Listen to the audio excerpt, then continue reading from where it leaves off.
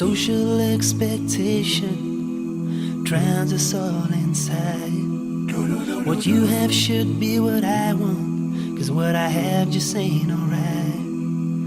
The clothes I wear, the way I comb my hair, how I live, oh I don't care. Alhamdulillahi ala kulli hal. Na'udhu billahi min hali ahli an-nar. Alhamdulillahi alladhi abda'a al-aflaka wal-ardina was-salatu was-salamu ala man kana nabiyya wa adamu bayna al-ma'i wat-tin wa ala alihi wa sahbihi ajma'in. Allahumma salli ala nabiyyina wa rasulina wa qudwatina wa imamina wa sanadina wa sayyidina wa syafi'ina wa maulana Muhammad sallallahu alaihi wasallam wa ala alihi wa sahbihi bi adadi ma fi jami'il Qur'ani harfan harfa wa bi adadi kulli harfin alfan alfa. Jazallahu anna Muhammadan bima huwa ahluhu. Allahumma anfa'na bima 'allamtana wa 'allimna ma yanfa'una wa zidna ilma. Allahumma ati anfusana taqwaha wa zakkiha anta khairu man zakkaha anta waliyuha wa maulaha. Allahumma ahdina wa ahdi bina waj'alna sababan liman ihtada wa yassir wa la tu'assir wa tammim bil khair wa bika nasta'in ya fattah. Amma ba'd. There are two kinds of fikr. The fikr of tasdeeq and iman, and the fikr of mushahada and a'yan.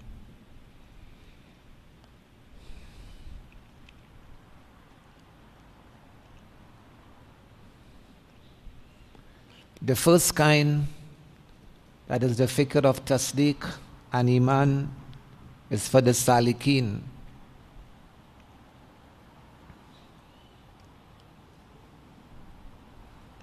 Allah. The first kind of fikr is for the salikin, and the second kind of fikr is for the people of mushahada and muayana. That is for the majzoobs. Commentary. The select servants of Allah are of two kinds: the salik and the majzoob. These are the two types of select servants of Allah. The one who logically deducts the cause from the effects is a salik. What the salik does, he contemplates fikr on the effects, on the seen things, and he arrives at the knowledge of the cause. His heart initially wanders in the objects of divine creation, wandering in these fields. From this contemplation, he reaches the way to the divine attributes, the sifat of Allah. For example, he sees people transgressing without Allah Ta'ala punishing them. This is the effects. He ponders upon this, he contemplates upon this, and he gets the knowledge of the cause. From this, he concludes that Allah's attribute here is hilm, tolerance, to refrain from punishing despite having the power. From the beauty and the excellence and perfection of objects that he sees and he contemplates on, he infers that Allah subhanahu wa ta'ala is al-Hakim and wise. So he is the salik. He contemplates. Logically, he deducts the cause from the effects. He contemplates on the effects and he arrives at the knowledge of the cause. By means of prolonged contemplation on the names and the attributes of Allah, وَلِلَّهِ الْأَسْمَاءُ الْحُسْنَى, the heart finally discovers the way leading to the divine Dhat of Allah subhanahu wa ta'ala. How this comes about? By means of prolonged ta'ammul, tafakkur, fikr, muraqabah, contemplation on the names and the attributes of Allah. The heart finally discovers the way leading to the divine Dhat, presence and essence of Allah. Thus, by contemplating on the effects, on the scene, he ultimately reaches the cause, which is Allah Ta'ala. That's the first type. He's called the salik. On the other hand, the one who concludes, this is the opposite, this is vice versa. He concludes the effects by contemplating on the cause. He is a majzoob. Initially, for the majzoob, what happens with him? Initially, his heart becomes imbued with the mushahada of the Dhat of Allah subhanahu wa ta'ala. And he loses himself. He then dwells in the names and the attributes of Allah, and he is wrapped in that. He dwells in the names and the attributes of Allah subhanahu wa ta'ala. He is fana fillah, lost in Allah. Finally, he enters into the contemplation of makhluqat, which is the effects now. But he started with the cause. This was opposite to the first.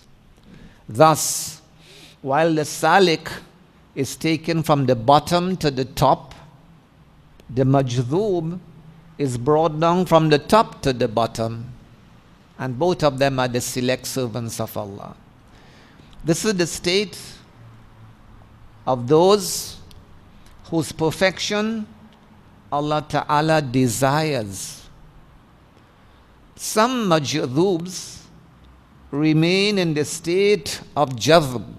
They remain in that state of jazb, which is like a state of fana, while some saliks remain suspended without even attaining accomplishment.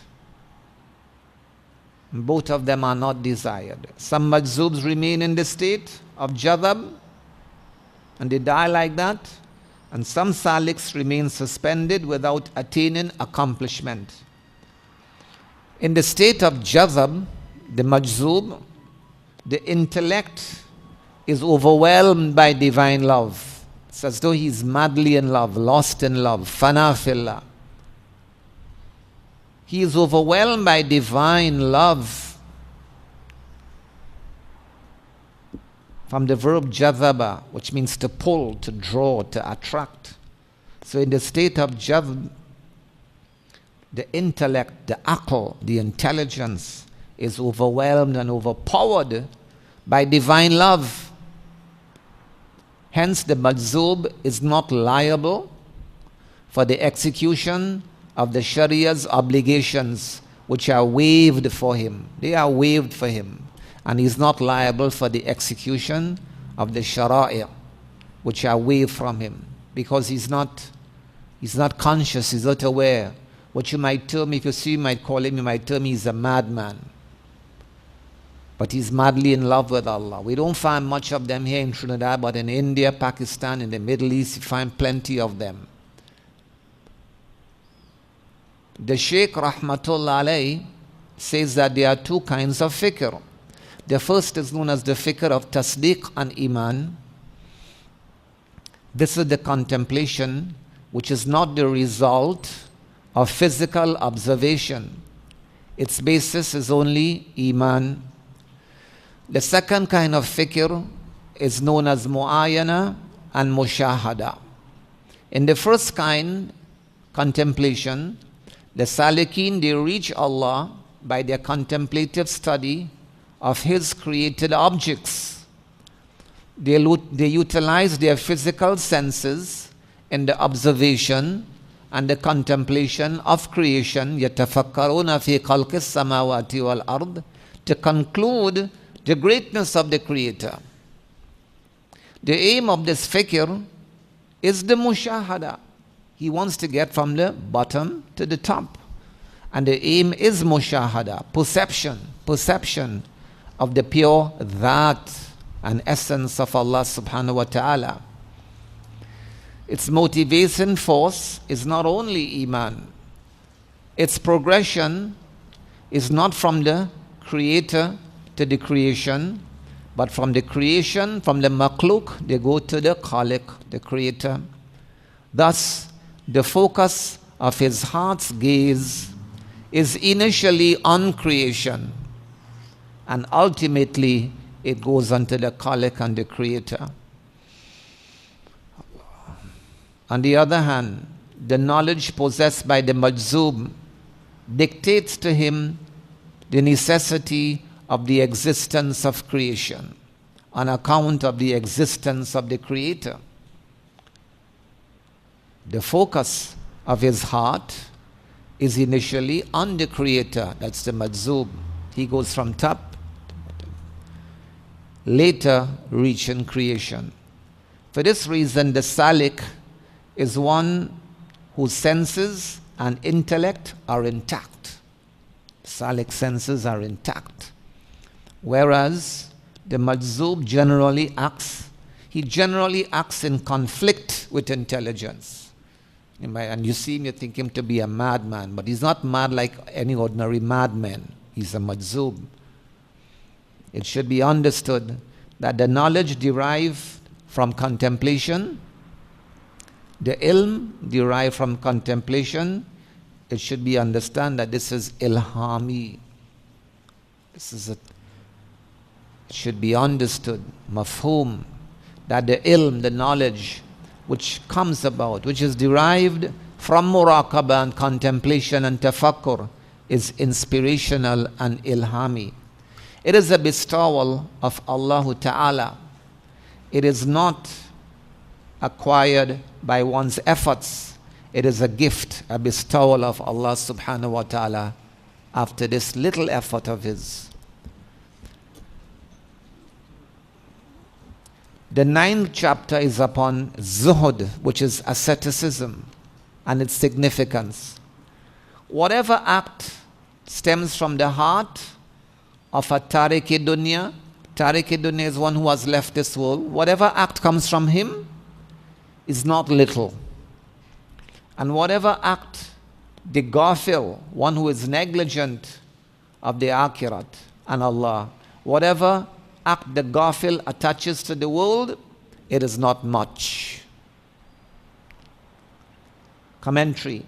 As long as hubbud dunya, love for the world, and hubb jah, love for status, love for oneself, love for fame and name, as long as these things dominate, ikhlas will not develop in a'mal salihah. Worldly motives and lustful desires will appear in every place and every deed of such a person as long as there is hubb dunya and hubb jah. Worldly motives, lustful desires will appear in every place and every deed of such a person. Acceptance of deeds in the divine court of Allah occurs only, they become maqbool, only when these deeds are devoid of these calamities. Even the namaz, the salat of a man dominated by worldly love is contaminated with some worldly motive. On the contrary, a banda whom Allah Ta'ala's fadl and spiritual grace and blessings settles, and whose nafs is purified from hubbi dunya, love of the world, then all his actions, whether pertaining to deen or to the world, are based on ikhlas. Based on ikhlas. His aim is Allah, because the dunya has been expelled from his heart. Hence, whatever deed is rendered by a tariq-e-dunya, one who has abandoned the world, whatever deeds rendered by him is not insignificant, even if in amount and quantity it appears slight, it's never little. Although his deed may be quantitatively little, it is imbued with ruh, soul, and is accepted by Allah Ta'ala. Hence it is very significant, even though it might be a little.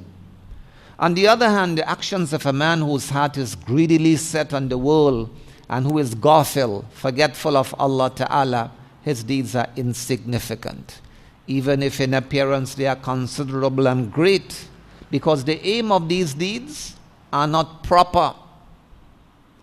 The heart is contaminated with falsity, hence its deeds are not free of the calamities of show and base motives of the nafs and shaitan, even if he considers himself to be free of such ailments.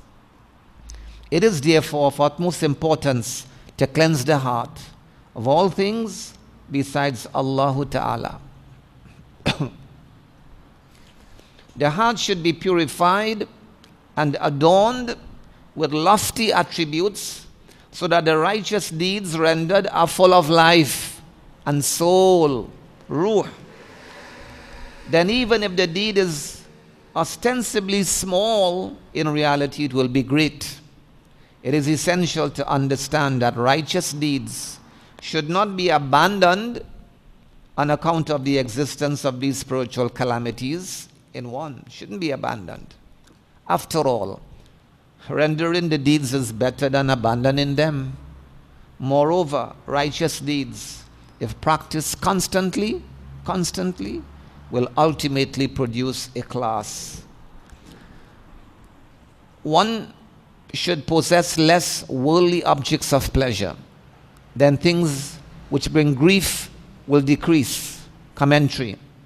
In most cases, the cause of man's grief and worry is the loss of worldly objects. Example, loss of wealth and property.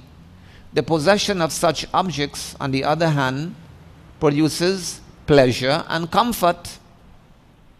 If anyone wished to decrease grief and worry, he should decrease his worldly possessions. He will then not possess things which will cause him grief. The greater man's worldly possessions, the greater will be his grief and sorrow. The heart will not find peace. Thus the intelligent man will content himself with necessary requirements and eliminate superfluous possessions. In this way, he acquires the peace and comfort of both worlds. If you desire to be saved from dismissal, then do not acquire the transitory kingdom of this world. This statement is mentioned by the Sheikh as an example of his former statement. This is an example of his former statement. The kingdom of the world has no true existence. It is transitory and perishable. Do not acquire it, because you will be confronted with the grief of being dismissed from it. Dismissal. Even if you are not dismissed in worldly terms, maut, death, will ultimately tear you away from this kingdom. Still dismissal. You will then suffer the grief of dismissal. Hence, abstain from the acquisition of this perishable kingdom. If the establishment of the kingdom of the world inclines you towards it, then its cessation, either with dismissal or death, will disincline you from it.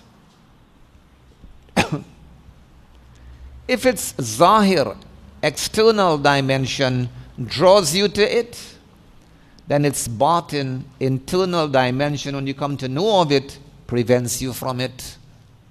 To understand this, the commentary. Initially, pomp and pleasure of worldly kingdom appears magnificent and pleasing. Those who possess such kingdom appear honorable and noble in the estimate of others. Even their own nafs basks in delight. This initial pomp draws people to acquisition of worldly kingdom. However, the ultimate result is that either the ruler is dismissed during his lifetime or he is separated from it by death. In most cases, governments do not observe the laws of the Sharia. Injustice and oppression appear to be their necessary attributes. When dismissed, the ex-ruler will be overwhelmed with grief. When separated from his kingdom by death, sorrow will be his lot, and on account of his oppression and the usurpation of the rights of people, he will be weighed down by mountains of regret. Mountains of regret. Thus sorrow and regret will be his end. This regrettable end, which is the batini aspect of the internal dimension of the world, will disenchant him from his worldly kingdom. But then it will be too late. It will be too late. So while the zahir of the worldly kingdom is alluring with its ranks, wealth and comforts which lure man to it, its batin diverts man from the remembrance of Allah Ta'ala. It is therefore absolutely disastrous for one's happiness and success in the akhirah. This ultimate fate of the worldly kingdom should thus prevent you from hankering over it. And that's the meaning of when the zahir attracts you, the outward form, when you get to know of the inner form of it, it would make you disinclined from it. The intelligent man is far-sighted. He is not deceived by the external facade and beauty and initial stage of anything. He's not deceived. His sight is set on reality and the ultimate result. That's where his sight is. On reality and the ultimate result. Allah Ta'ala has fixed the world as the abode of lesson and the mine of pollutions in order to turn you away from it. Allah Ta'ala has made the world a place in which man should derive lesson and experience. He has also made it an abode of pollutions and worries. From the awful and awesome episodes enacted night and day on earth, the intelligent man takes lesson and gains experience. From the terrible calamities and upheavals happening in the world, man gains admonition. No one is able to attain fulfillment of his wishes and goals. An ill man, sick man desires health, but sickness refuses to depart from him. Wow. A man wishes for wealth, but is overcome by poverty. In short, the world is the abode of worry and pollutions. In the hardships, the trials and tribulations and experiences of man, there is considerable mercy, rahmat of Allah in these. As a result of these trials, man becomes disenchanted from the world through these trials. By means of man's disinclination, does Allah Ta'ala separate him from this carrion, this maita, this world. Allah Ta'ala was aware, if Allah is Alim and Hakim, wise and all knowledgeable, Allah Subhanahu wa Ta'ala was aware that nasiha, good counsel and advice, will not be sufficient for you. The khutbahs, the bayans, the Quran, the hadith, Allah was aware that nasiha and advice will not be sufficient for you. So He therefore causes you to taste of the bitterness of worldly hardships, thereby simplifying making it simple for you, thereby simplifying your separation and liberation from the world. Commentary, Nasiha, Quran and Hadith are adequate and enough for a man devoid of the love of the world and whose intelligence is correct, then these will be enough. However, Allah Ta'ala was aware that the love of worldly pleasures and pollution is firmly entrenched in the hearts of numerous people, many people. Their intelligence is deficient, lacking, naqis. Hence, nasiha and advice alone is not sufficient for them. He gives them a taste of worldly hardships and trials so that they become disillusioned with this carrion, with this dead meat, with this world, with this matter, this corpse. Abandoning the world and worldly love therefore becomes a matter of ease for them, and he makes it simple for them. There also are such people who fail to gain any lesson from difficulties and hardships. There are such people too. They don't learn. Nevertheless, numerous Muslims do turn towards Allah Ta'ala in consequences of calamities which befall upon them. Most of them turn. Thus, in relation to their former state of degeneration, they progress in the direction leading to Allah Ta'ala.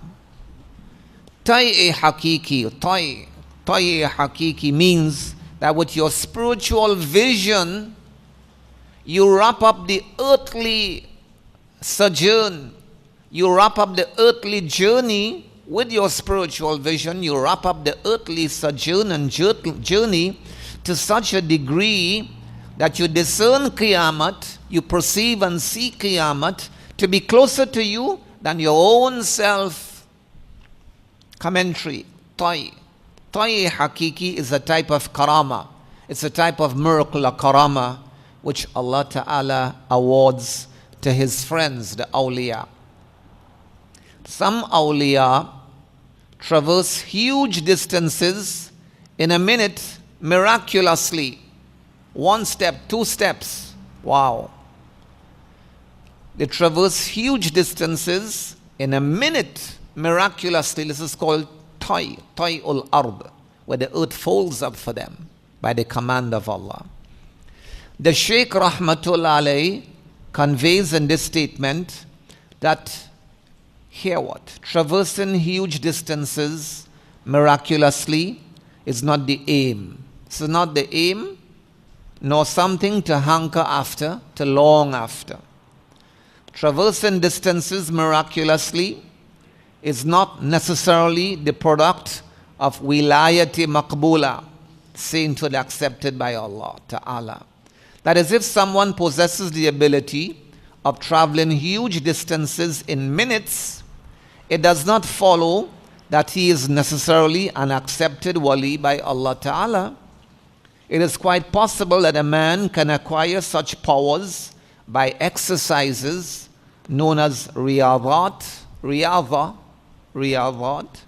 even while he is not obedient to the Sharia.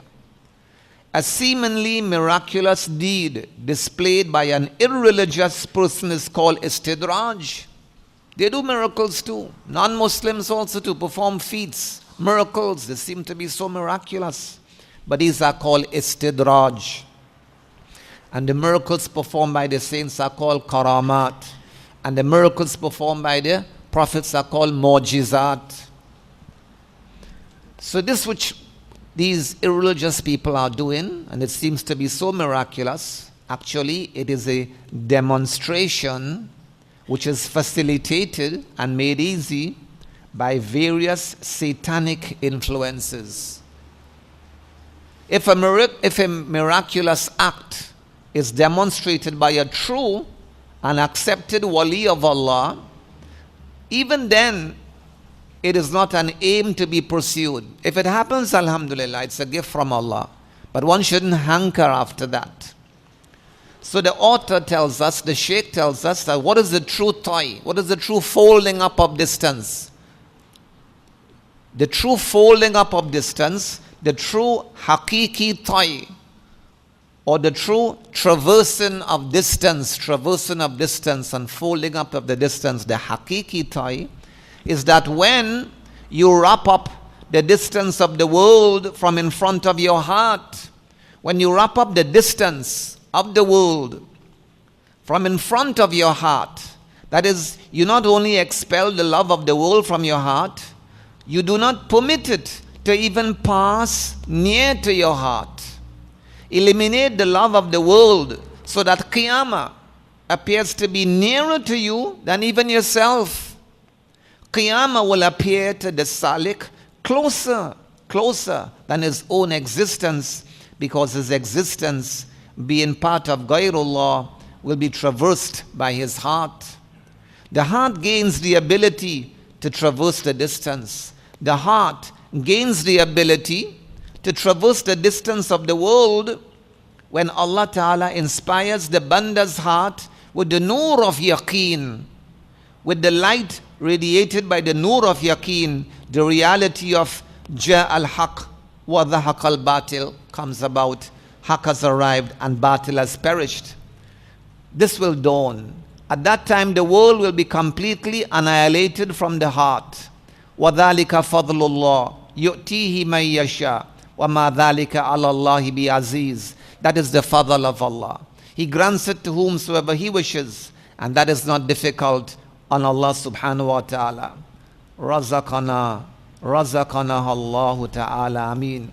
May Allah bestow it to us. Ameen. With this, we will close for this term. It's already time for Adhan.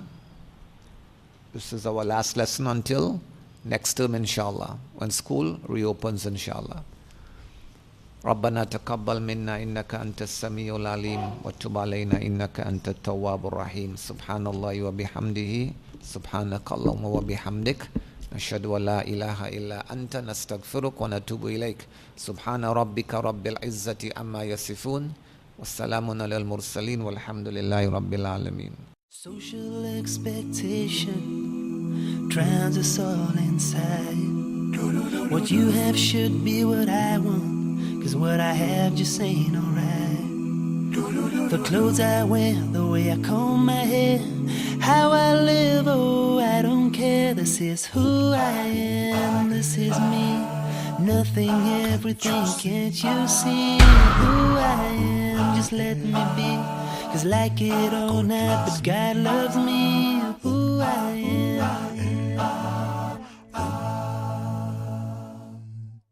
He said, she said, they all